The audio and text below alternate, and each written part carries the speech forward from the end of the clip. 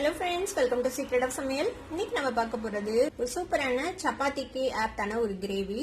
இது நம்ம காய்கறி எதுவும் போட போறது இல்ல, வெங்காயமும் கொடமிளகாவும் போட்டு ஒரு சூப்பரான கிரேவி செய்ய போறோம். செம்ம டேஸ்டியா இருக்கும், ரொம்ப ரொம்ப ஈஸி செய்யறது. இந்த ஈஸியான கிரேவி எப்படி செய்யணும் அப்படின்னு பார்க்கறதுக்கு முன்னாடி நீங்க என்னோட சேனலுக்கு இப்பதான் முதல் முறையா வரீங்கன்னா மறக்காம சப்ஸ்கிரைப் பண்ணுங்க, பக்கத்துக்கு பெல் ஐகானை கிளிக் பண்ணுங்க.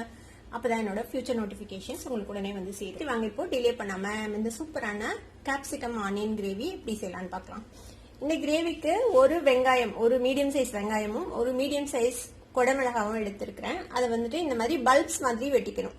ஒரு வெங்காயத்தை 4 வெட்டினீங்கன்னா அப்படியே இதெல்லாம் பிரிச்சு எடுத்து இந்த மாதிரி எடுத்து வச்சுக்கோங்க ஒரு வெங்காயத்தை. அதே மாதிரி ஒரு கேப்சிகமை இந்த மாதிரி கியூப்ஸாவோ இல்ல ட்ரையாங்கிளாவோ உங்களுக்கு என்ன மாதிரி பிடிக்குமோ அந்த மாதிரி வெட்டி வச்சுக்கோங்க. இந்த மாதிரி கொஞ்சம் பெரிய பெரிய பீசஸா. ஒரு 3 டேபிள் ஸ்பூன் தயிர் எடுத்து வச்சிருக்கேன். இந்த தயிரை நல்லா கிரீமியா பீட் பண்ணிக்கலாம். தயிர் ஃப்ரெஷ்ஷா இருக்கிற மாதிரி பாத்துக்கோங்க, புளிப்பில்லாத ஃப்ரெஷ்ஷான கெட்டியான தயிர். இது கூட 1 டீஸ்பூன் அளவுக்கு மல்லித்தூள், இதையும் சேர்த்து நம்ம கலந்து வச்சிடலாம் தயிர்ல. இந்த மாதிரி கலந்து வைக்கிறதுனால உங்களுக்கு இந்த தயிர் பிரி பிரியா ஆகாம இருக்கும். நம்ம மசாலால போட்டு மிக்ஸ் பண்ணும்போது நல்லா மிக்ஸ் பண்ணி வச்சுக்கலாம். இந்த மாதிரி நல்லா மிக்ஸ் பண்ணி வச்சுட்டுங்க. ஒரு வடச்சட்டி அடுப்புல வச்சிருக்கேன். இதுல கொஞ்சமா எண்ணெய் விட்டுக்கலாம். ஒரு 2 டீஸ்பூன் எண்ணெய் விட்டுக்கலாம். இந்த எண்ணெயில என்ன பண்ண போறோம்னா நம்ம இந்த பல்ப்ஸா வெட்டி வச்சிருக்கிற வெங்காயத்தையும் இந்த கேப்சிகமையும் லேசா வதக்கிக்க போறோம். இது கலர்லாம் மாறக்கூடாது, ப்ரௌனாலாம் லேசா வதங்கணும். ஜஸ்ட் ஒரு 1 நிமிஷம் மட்டும் நம்ம இதை வதக்கி எடுத்துக்கலாம்.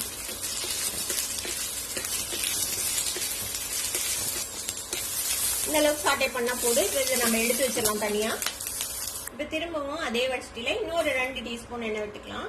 இப்ப இதுல ஒரு 1/2 டீஸ்பூன் சீரகம், ஒரு 2 பிஞ்ச் அளவுக்கு சோம்பு இதை சேர்த்துக்கலாம். அதுல சீரகமும் சோம்பும் பொரியுது பாருங்க. இப்ப இந்த ஸ்டேஜ்ல நான் ஒரு சின்ன சைஸ் வெங்காயம் இந்த மாதிரி வெட்டி வச்சிருக்கேன் பொடியா. இந்த பொடியா வெட்டின வெங்காயத்தை இதை சேர்த்துக்கலாம்.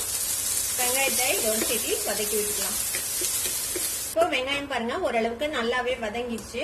இப்போ ஃப்ளேம் நல்லா லோ பண்ணி வச்சிருங்க. இதுல ஒரு 1/4 டீஸ்பூன் மஞ்சள் தூள் சேர்த்திக்கலாம். ஒரு 1 டீஸ்பூன் காஷ்மீர் சில்லி பவுடர் சேர்த்துறேன். இது ஒரு நல்ல கலர் கொடுக்கும், அதுக்காக வேண்டி காஷ்மீர் சில்லி பவுடர் இல்லைன்னா நீங்க நார்மல் சில்லி பவுடர் சேர்த்திக்கோங்க. இதை லேசா இந்த எண்ணெயில வதக்கி விட்டலாம். இப்ப கண்டிப்பா ஃப்ளேம் ரொம்ப லோவா தான் இருக்கணும்.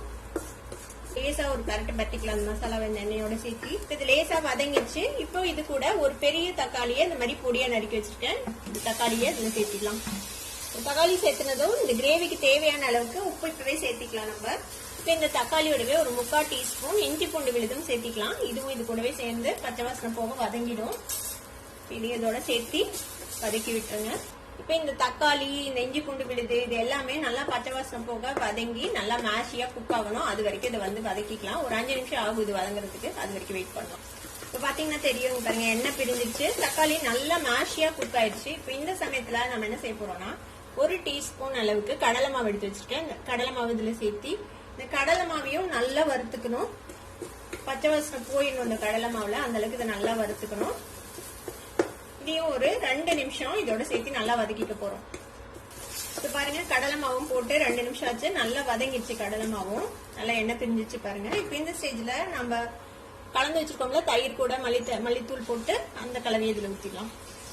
ஸோ நம்ம இதுல தயிர், தக்காளி எல்லாம் போட்டிருக்கிறோம். அதனால அந்த புளிப்பை பேலன்ஸ் பண்றதுக்காக ஒரு 1/2 டீஸ்பூன் சர்க்கரை சேர்த்திக்கோங்க. இப்போ இது எல்லாத்தையும் சேர்த்து நல்லா மிக்ஸ் பண்ணி வச்சுக்கலாம். இப்போ இந்த தயிரும் இதோட சேர்ந்து நல்லா வதங்கட்டும். அது வரைக்கும் நம்ம வெயிட் பண்ணலாம். ஒரு 2-3 நிமிஷம் இப்படியே வதங்கட்டும். இப்போ பாருங்க நம்ம தயிர் எல்லாம் ஆட் பண்ணி நல்லா ஒரு 2-3 நிமிஷம் நல்லா வதங்கிருக்கு. நல்லா எண்ணெய் பிரிஞ்சு தயிரும் நல்லா வதங்கிடுச்சு. இப்போ நம்ம வதக்கி வச்சிருக்க இந்த வெங்காயமும் கேப்சிகமும் இருக்குல்ல, அது சேர்த்திடலாம். அதுல இது கூடவே ஒரு 1/4 டீஸ்பூன் கரம் மசாலா பொடி, ஒரு 1/2 டீஸ்பூன் அளவுக்கு கசூரி மேத்தி, காஞ்ச வெந்தய இலை, இதை இந்த மாதிரி கிரஷ் பண்ணி இதுல சேர்த்திடலாம். இது கூடவே கொஞ்சமா தண்ணி விட்டுக்கலாம். ஒரு 1/4 கப் தண்ணி விட்டீங்கன்னா போதும்.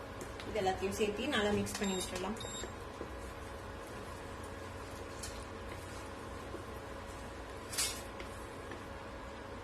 இப்போ உப்பெல்லாம் செக் பண்ணிக்கோங்க சரியா இருக்குதான்ட்டு. மூடி போட்டு ஒரு 2 நிமிஷம் இதை வேக வைக்கலாம். ரொம்ப ஓவர் குக்கும் ஆகக்கூடாது. இந்த வெங்காயம், கொடமிளகாலாம் கொஞ்சம் அந்த கிரன்ச்சோட இருக்கணும். ஒரு 2 நிமிஷம் மட்டும் நம்ம மீடியம் ஃப்ளேம்ல வச்சு வேக வச்சு ஆஃப் பண்ணிடலாம். இப்போ வேகட்டும், அப்புறம் பார்க்கலாம். இப்போ ஒரு 3 நிமிஷம் ஆச்சு, நம்ம எல்லாம் போட்டு வச்சு ஓப்பன் பண்ணி பார்க்கலாம். பாருங்க சூப்பரா நம்மளோட கிரேவி ரெடி ஆயிடுச்சு. இந்த அளவு தான் குக் ஆகணும், இதுக்கு மேல குக் பண்ண வேண்டாம். இந்த குடமிளகாவும் வெங்காயத்தையும் அடுப்பு ஆஃப் பண்ணிடலாம். நம்மளோட சூப்பரான கிரேவி ரெடி ஆயிடுச்சு. இப்போ இந்த சூப்பரான கிரேவியை நீங்களும் ட்ரை பண்ணி பாருங்க, சப்பாத்தி கூட வச்சு என்ஜாய் பண்ணுங்க. சாப்பிட்டு பார்த்துட்டு செஞ்சு பார்த்துட்டு எப்படி இருந்தது அப்படின்னு கமெண்ட்ஸ்ல ஃபீட்பேக் கொடுங்க. இந்த வீடியோ உங்களுக்கு பிடிச்சிருந்தா சப்ஸ்கிரைப் பண்ணுங்க, பக்கத்துல இருக்க பெல் ஐகானை கிளிக் பண்ணுங்க, அப்பதான் நோட்டிபிகேஷன்ஸ் ஒன்னு உங்களுக்கு வந்து சேரும். லைக் பண்ணுங்க, ஷேர் பண்ணுங்க. தேங்க்யூ ஃபார் வாட்சிங் this video viewers. Bye by.